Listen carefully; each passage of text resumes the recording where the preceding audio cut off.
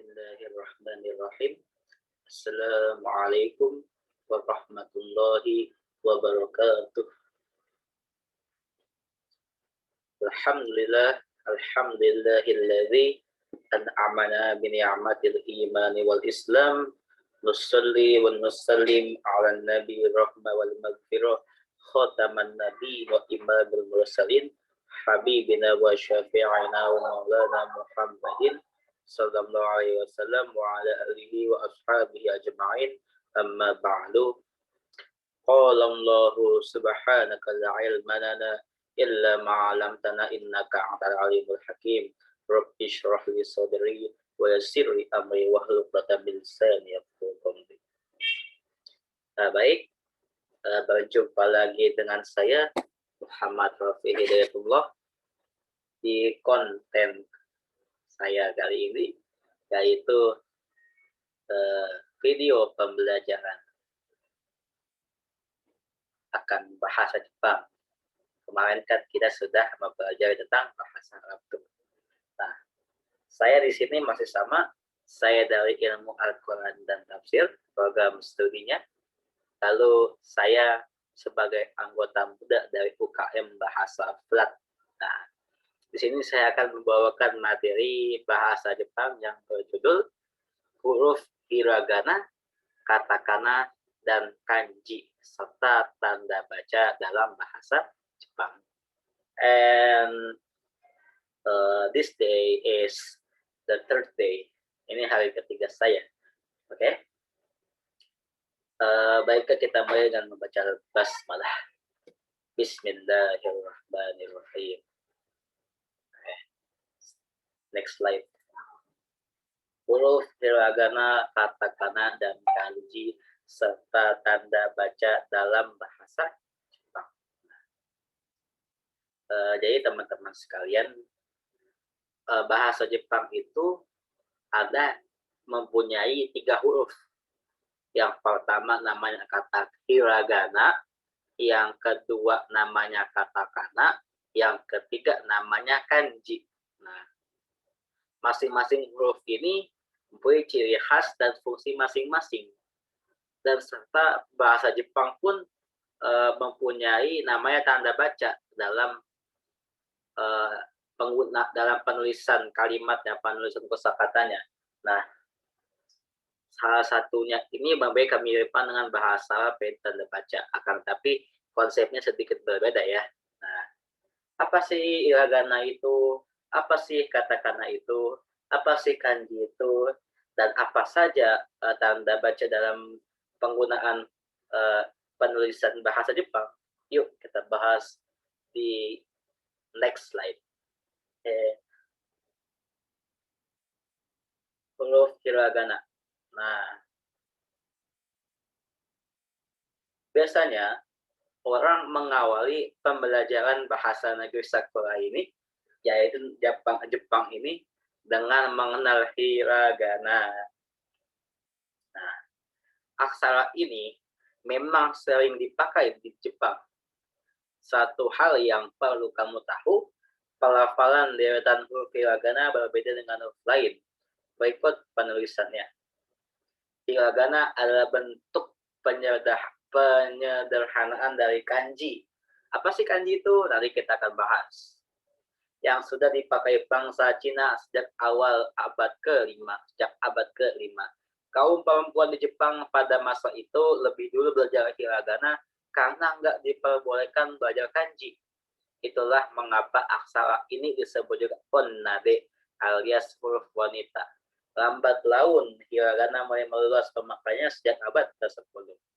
Jadi pada zaman dahulu, lalu diketahui ini sebagai informasi umum, bahwasanya Jepang itu nggak punya aksara khusus. Kalau Arab itu namanya huruf hijaiyah. Kalau aksara Latin yang sekarang kita pakai itu dari Romawi, dari Italia. Kalau aksara Mesir kuno beda lagi, heliograf. Kalau aksara India, Sanskerta.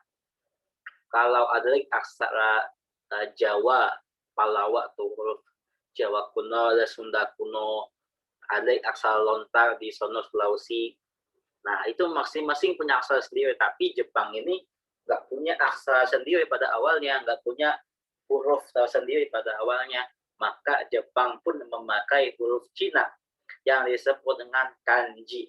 Atau kanji ini artinya itu adalah karakter Han atau hurufnya Han. Han itu apa? Han itu nama dinasti di Cina pada abad ke-segitu. Namanya dinasti Han. Nah, maka disebut sebagai huruf Han. Lalu dijepangkan Hanji atau kanji. Nah, bangsa Jepang ini menggunakan kanji yang ribet seperti itulah pokoknya. Nah, adapun pada saat itu perempuan di Jepang itu harus tidak boleh belajar kanji orang wanita di Jepang.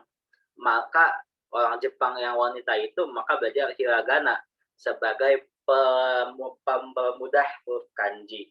Nah, jadi itulah mengapa aksara ini disebut sebagai onnode.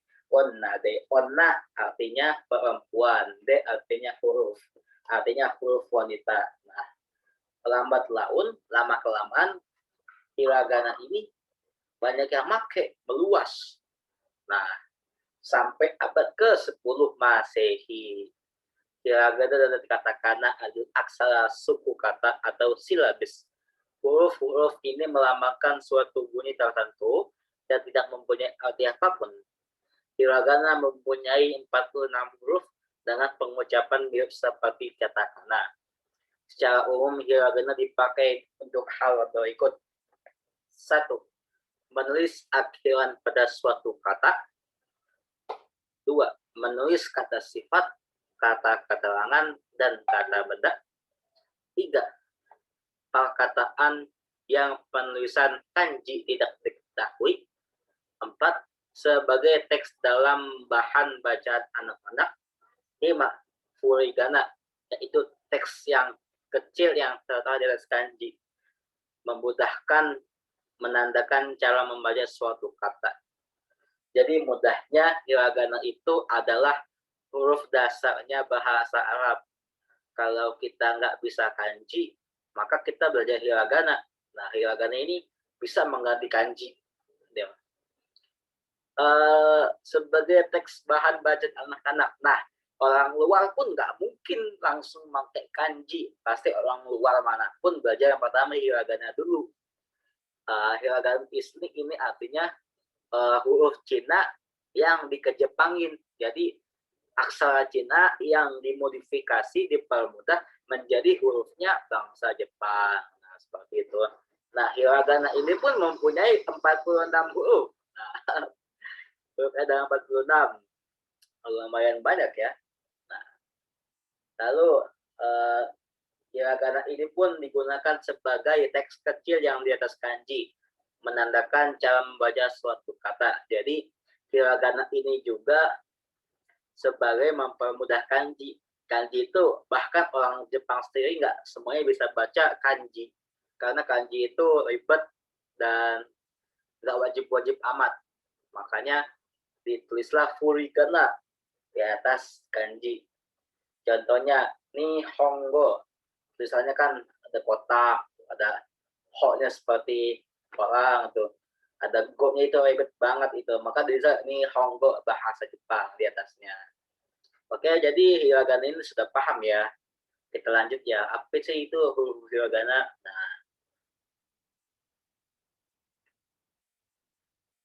tabel huruf asli hiragana. Nah, jadi kalau misalnya aksara bahasa Indonesia atau aksara Latin ya, dan aksara bahasa Arab itu kan bahasanya huruf mati.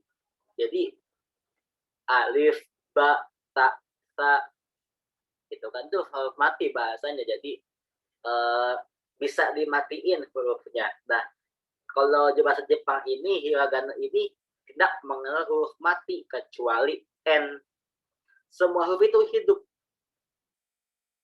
dan nggak bisa disukunin kayak bahasa Arab ya. Jadi bentuknya seperti ini. A ini seperti ini nih. A. I, U, E, O. Nah, A ini seperti apa, Pi? A ini seperti gambar. Ini seperti apa nih? Ada 5 kali goresan, 1, 2, 3, 4 kali goresan. I ini seperti 2 kali goresan. U seperti udang. E seperti ekor anjing. O seperti ojek. K ini seperti kaki yang besar. Ki ini seperti kunci. Ku ini sebagai kurung. K ini sebagai gentong sake. Ko ini seperti kho dalam bahasa Arab. Sa ini seperti sapu. Nah, betul kayak sapu kan. Si ini seperti apa sih? Si ini seperti udang ya, si. Atau bisa juga si ini seperti apa ya? Saya lupa dulu si ini seperti apa. Pokoknya gampang, si ini paling gampang. So itu seperti tusuk konde. Se ini seperti orang yang berjabat tangan dan mengatakan selamat. So ini seperti sopir. Nah, sopir bis no. Kayak tak ini seperti tak alfabet TA. Nah, ci ini seperti apa nih? Cicak, no, ada ekornya, ada kakinya. So ini seperti gelombang tsunami. T ini seperti dagang teko. To ini seperti orang yang minta doa dan bertobat. Wis, ganti dah. Ma ini seperti apa, Ma? Ma ini seperti M ya sebenarnya, nama gampang. Mi ini mirip angka 21. Mu ini seperti muk. Me ini seperti mata.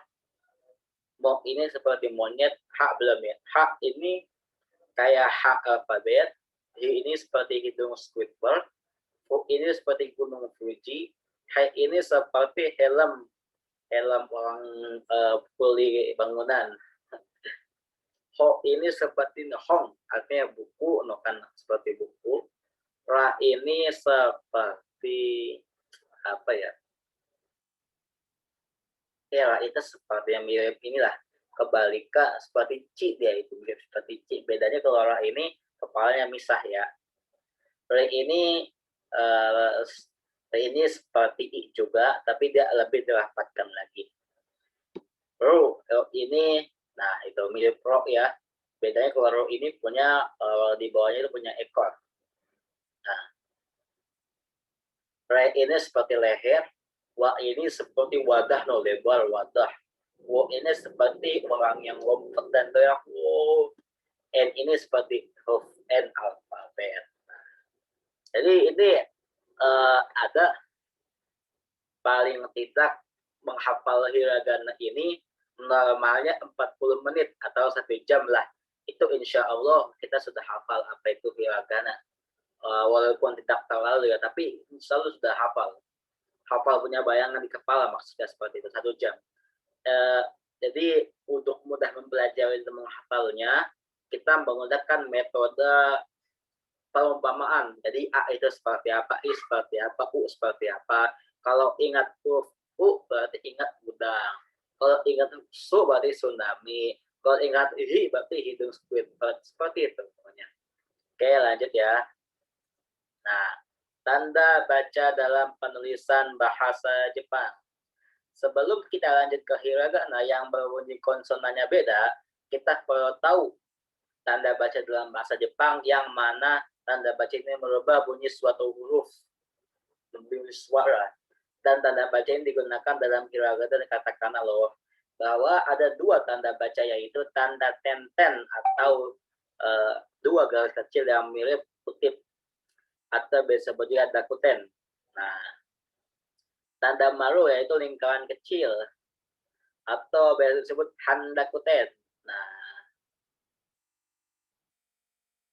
jadi ini ada tanda 2 kutip 2 di pojok kanan atas, namanya tanda tenten.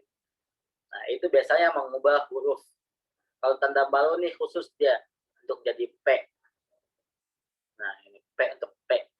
Kalau tanda nah ini yang lain seperti ga, nah J, J itu kan. Nanti akan kita bahas. Lanjut ya, ada paham ya, ini ada tanda tenten, kutip dua, dan baru di atas di kanan atas lingkaran kecil. Nah, lanjut lagi. Tabel hiragana dengan bunyi yang dimodifikasi. Nah, ini namanya konsonan lumpur atau huruf hiragana yang ditambahi dengan tanda maru dan tanda tenten. Nah, ini kan dikasih tanda kutip dua nih. Kalau ini khusus menjadi P, itu jadi tambahin tanda maru, tanda bulat kecil di atas. Pa, pi, pu, pe, po. Kalau K dikasih tanda tenten jadi ga. Pokoknya aksara yang K, huruf K ditambahin tanda tenten jadi G ya. Kalau huruf sa ditambahin tenten jadinya Z ya. Kecuali J ini S, C jadi J. Kalau huruf T yang ditambahin tenten jadi D. Kecuali ini nih, jadi J nih. J ini apa namanya untuk C, kan C jadi J. Kalau ba, kalau H ya H, hi, hu, he, ho. Jadinya jadi B, bibu, bebo. Nah, kalau H yang ditambahin tenten ini jadinya apa? Jadinya jadi P, tambahin malu nih. Nah, kalau ini yang sudah dimodifikasi, yang sudah ditambahin jadi kalau ini kan ki tambah ya, berarti kya. Si tambah ya jadi sya. Nah, seperti itu. Ini mudah kok dihafalin kok. Kalau sudah hafal hiragana yang di atas nih. Pasti hafal nanti. Nah, lanjut lagi. Kosakata hiragana. Nah, ini adalah goja nih. Nichigetsuka Suimoku Kindo. Ini nama-nama hari dalam bahasa Jepang. Lanjut lagi ya. Katakana itu untuk menuliskan kosakata bahasa asing atau serapan bahasa asing yang bisa dipakai untuk menulis nama negara, tempat asing, dan nama pribadi orang asing. Nah, katakana pun dipakai menulis onomatope atau kata-kata benda asli ketika hendak menegaskan suatu hal. Nah, jadi katakana ini juga bisa dalam spesies hewan dan tumbuhan. Dari segi huruf katakana lebih ringkas, mempunyai sudut tajam, serta goresan pendek serta lurus. Sekilas bentuk katakana lebih sederhana dibandingkan hiragana dan kanji. Adapun dua sistem penguatan katakana yang berlaku, yaitu iroha, yang dari fungsi bahasa Jepang zaman Heian, dan gujuan, lebih umum digunakan. Teori vokal tunggal, 5 vokal tunggal, a, i, u, e, o, 45 konsonan vokal, dan 1 konsonan tunggal. Katakana total mungkin 48 karakter kanji. Nah, katakana ini kembalikan dari hiragana. Kalau hiragana untuk huruf asli bahasa Jepang, kosakata asli bahasa Jepang, maka katakana adalah untuk kosakata serapan, singkatan, nama perusahaan, nama negara, dan semisalnya. Bisa juga untuk kosakata asli kalau untuk penekanan. Nah, lanjut ya. Huruf katakana seperti yang disebutkan, katakana ini hurufnya lebih tajam, maksud tajam ini apa? Lebih kaku. Kalau hiragana kan ini lebih bulat, bulat ya, lentur. Kalau katakana ini kaku nih. Dan katakana ini banyak yang mirip. Katakana juga punya suara konsonan tambahan yang dimodifikasi. Ada C, ada D, ada T, ada J, ada S, ada W, ada V. Nah, seperti yang tadi disebutkan. Lanjut lagi. Nih.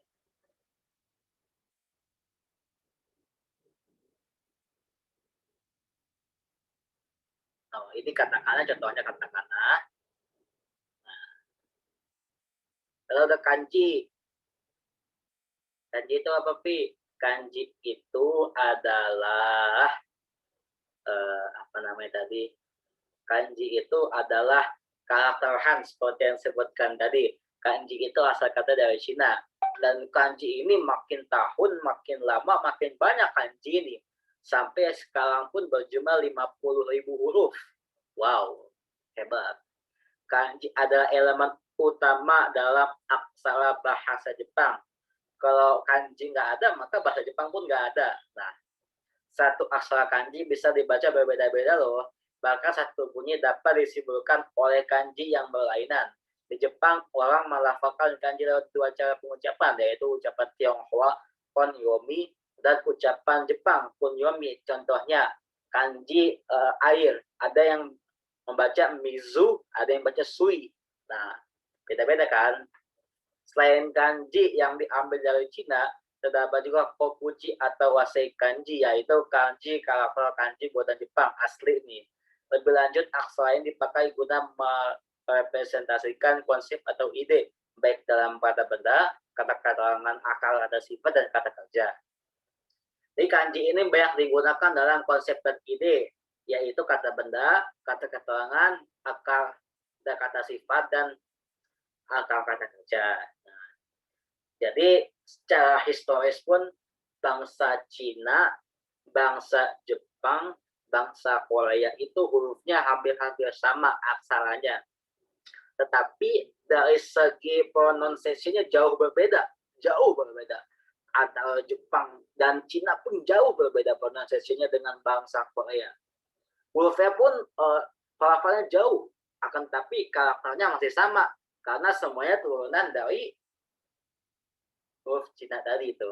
Aksara. Contoh kanji dasar nih seperti ini nih. Ini namanya Sui dan Mizu, beda-beda kan. Nah itu tuh. Kanji ini bisa disederhanakan menjadi hiragana ya, seperti dijelaskan tadi. Oke. Jadi pada hari ini kita belajar apa itu hiragana, apa itu katakana, apa itu kanji, serta cara membacanya dan cara memakai tanda baca dalam bahasa Jepang. Okay, see you next time. And the last, I'm sorry for all. Thank you very much. Like, subscribe, and share. Wassalamualaikum warahmatullahi wabarakatuh.